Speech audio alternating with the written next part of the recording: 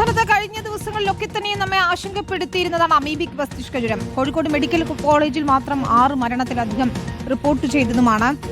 അതിന് പിന്നാലെ അമീബിക് മസ്തിഷ്ക ജ്വരത്തിൽ പ്രതിരോധ പ്രവർത്തനങ്ങൾ സജീവമാക്കിയിരുന്നു. പക്ഷേ അതൊക്കെ വേണ്ട വിധത്തിൽ ഫലം കാണുന്നുണ്ടോ എന്നതാണ് ചോദ്യം. ഇല്ല എന്നതാണ് ഉത്തരമായി വരുന്നത്. 1 വർഷം മുൻപ് അമീബയുടെ സാന്നിധ്യം കണ്ടെത്തിയ കുളങ്ങൾ മാലിന്യം നിറഞ്ഞ അവസ്ഥയിലാണ് ഇപ്പോഴുള്ളത്.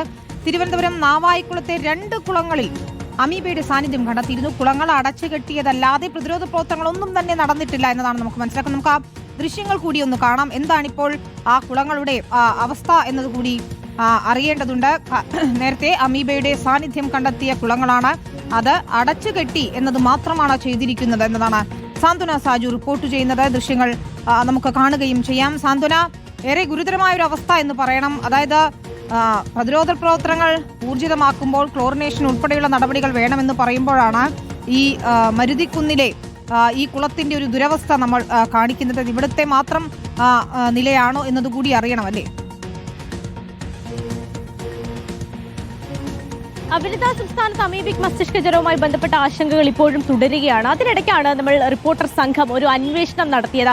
സർക്കാർ ഇതുമായി ബന്ധപ്പെട്ട് പറയുന്ന ഒരു കാര്യം, പ്രതിരോധ പ്രവർത്തനങ്ങൾ കൃത്യമായി തന്നെ നടക്കുന്നുണ്ട്, ഈ പൊതുകുളങ്ങളും ജലാശയങ്ങളും ഒക്കെ കൃത്യമായി ക്ലോറിനേഷൻ നടത്തുന്നുണ്ട് എന്നുള്ള കാര്യമാണ്. തദ്ദേശ സ്വയംഭരണ വകുപ്പിന്റെയും അതുപോലെ തന്നെ പൊതുജനങ്ങളുടെയും ഒക്കെ സഹായത്തോടു കൂടി ഇത് നടത്തുന്നുണ്ട് എന്നുള്ള കാര്യമാണ് ആരോഗ്യ വകുപ്പ് പറയുന്നത്. അത് അത്തരത്തിൽ നടക്കുന്നുണ്ടോ എന്ന് അന്വേഷിക്കാൻ വേണ്ടിയുള്ള ഒരു യാത്രയാണ് വിനിത നമ്മൾ നടത്തിയത്. അതിനുള്ള ഉത്തരം നമുക്ക് കിട്ടിയത് നമുക്ക് സ്ക്രീനിൽ തന്നെ കാണാം. അങ്ങനെ പ്രതിരോധ പ്രവർത്തനങ്ങൾ കൃത്യമായി നടക്കുന്നില്ല എന്ന് തന്നെയാണ് അതിനുള്ള ഉത്തരം. കാരണം ജില്ലയിൽ തന്നെ ഏറ്റവും ആദ്യം അമീബിക് മസ്തിഷ്ക ജ്വരം സാന്നിധ്യം കണ്ടെത്തിയ, അല്ലെങ്കിൽ ഈ അമീബയുടെ സാന്നിധ്യം കണ്ടെത്തിയ 2 കുളങ്ങളാണ് ഉണ്ടായിരുന്നത്. തിരുവനന്തപുരം കല്ലമ്പലത്തിനടുത്തുള്ള നാവായിക്കുളത്തായിരുന്നു. കഴിഞ്ഞ ഓഗസ്റ്റ് 10-നാണ് ജില്ലയിലെ തന്നെ ആദ്യ കേസ് ഈ നാവായിക്കുളത്ത് രജിസ്റ്റർ ചെയ്യുന്നത്. അന്ന് 3 പേർക്കായിരുന്നു രോഗം ബാധിച്ചിരുന്നത്. അത് 2 കുളങ്ങളിൽ നിന്നായിട്ടായിരുന്നു. ഒന്ന് ഒരു പൊതുകുളമാണ്, ഒന്നൊരു ക്ഷേത്രകുളവുമാണ്.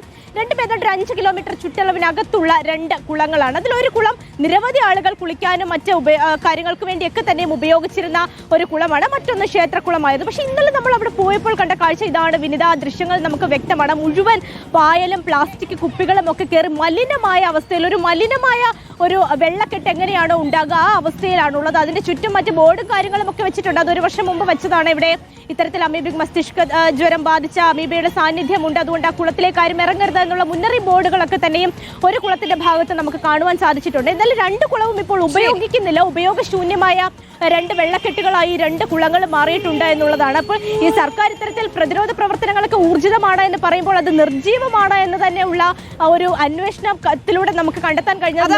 2 കുളങ്ങളുടെ അവസ്ഥ, അതായത് അമീബിക് മസ്തിഷ്ക ജ്വരം സ്ഥിരീകരിച്ച ഇടങ്ങളിലെ അമീബയെ കണ്ടെത്തിയ 2 കുളങ്ങളുടെ അവസ്ഥയാണിത്. പ്രതിരോധ പ്രവർത്തനങ്ങൾ ഊർജിതമാണെന്ന് പറയുമ്പോഴും ഇത് ചിലപ്പോൾ ഒറ്റപ്പെട്ട ഇടങ്ങളിലെ അവസ്ഥയാകാം.